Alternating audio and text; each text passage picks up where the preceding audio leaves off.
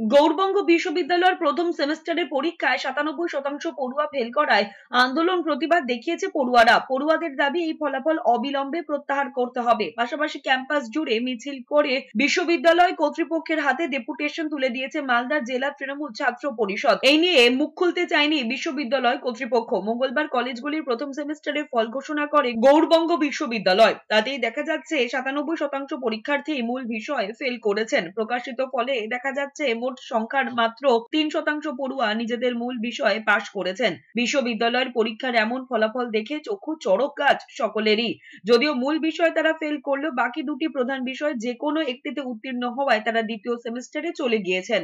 যে আগে যেরকম সিলেবাস ছিল সেম করা হোক, কারণ আমাদের পক্ষে এতটা 5টা সাবজেক্ট আমাদের মেজরের মতো পড়তে হবে, আমাদের কাছে মেনে নেওয়াটা অসম্ভব হচ্ছে। কারণ অনেক সমস্যা দেখাচ্ছে, স্যারেরাও বলছে যে আমাদের পক্ষে করানো সম্ভব হচ্ছে না। তো স্যারেদের পক্ষে যদি সম্ভব না হয় তাহলে একটা স্টুডেন্ট হয়ে আমাদের